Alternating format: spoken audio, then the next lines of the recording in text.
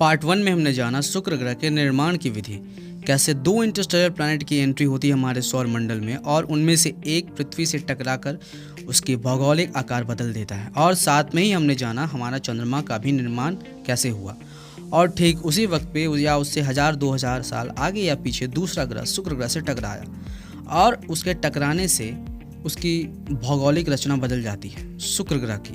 और ये जो भी समय है आज से तकरीबन 400 से 450 करोड़ साल पीछे का है। सो हेलो दोस्तों, मैं हूं आपका होस्ट और दोस्त फ्लोयर कॉस्मोस और एक बार फिर से स्वागत है मेरे यूट्यूब चैनल।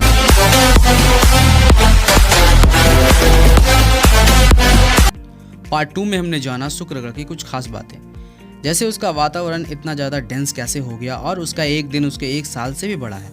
और आखिर में हमने जाना मैग्नेटिक फील्ड का महत्व। पार्ट 3 में हमने जाना मैग्नेटिक फील्ड का पूरा रहस्य। तो आज के इस एपिसोड में हम जानेंगे कि आखिर क्यों मैंने आपको चार्ज पार्टिकल, मोल कॉन्सेप्ट और वेक्टर के बारे में जानकारी दी थी। नासा, इसरो, जैक्सा और ईसा जैसे बड़े अंतरिक्ष एजेंसी की बातें करें तो उनके बहुत ही अनुभवी वैज्ञानिकों का ये मानना है कि जब वो प्लैनेट वीनस से टकरा रहा था तो वो उसके इनर कोर तक को हिला के रख दिया और ये सब हुआ परफेक्ट इलास्टिक कोलिजन के कारण। अगर आपने क्लास 11 में सेंटर ऑफ मास का चैप्टर फिजिक्स में पढ़ा होगा तो आप इसे अच्छे से समझ जाओगे। कोई ऑब्जेक्ट ए है जिसकी वेलोसिटी v1 है और कोई ऑब्जेक्ट बी है जिसकी वेलोसिटी v2 है और मास m1 और m2 और दोनों सेम डायरेक्शन में जा रहे हैं। मैंने ये नहीं कहा कि कौन किसके आगे है या कौन किसके पीछे।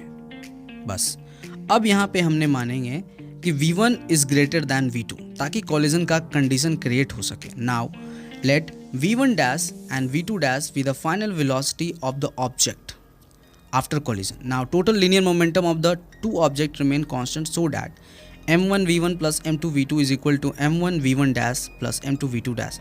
ये है परफेक्ट होलिस्टिक कोलिजन का फॉर्मूला। अब यहाँ पे हम मानेंगे कि ऑब्जेक्ट ए वो प्लैनेट था जिसकी वेलोसिटी v1 और ऑब्जेक्ट बी प्लैनेट वीनस जिसकी वेलोसिटी v2 थी।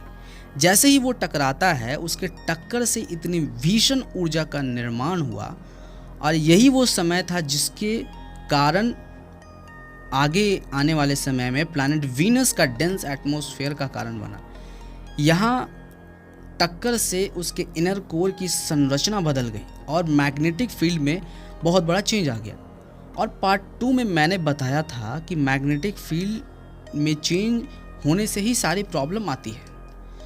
तो उसकी मैग्नेटिक फील्ड में फ्लक्चुएशन से उसका कवच छिन्न भिन्न हो गया और वो सूर्य के उन खतरनाक किरणों का सामना करने में असमर्थ रहा और धीरे धीरे समय के साथ उसका अभेद कवच नष्ट हो गया और कार्बन डाइऑक्साइड की मात्रा बढ़ते बढ़ते बढ़ते इतनी ज़्यादा बढ़ गई कि उसकी एटमॉस्फेयर डेंस हो गई। तो ये रहा पूरा एक्सप्लेनेशन पार्ट 1 से पार्ट 4। तब तक के लिए वीडियो को लाइक, शेयर और चैनल को सब्सक्राइब जरूर कीजिएगा। तब तक के लिए जय श्री राम।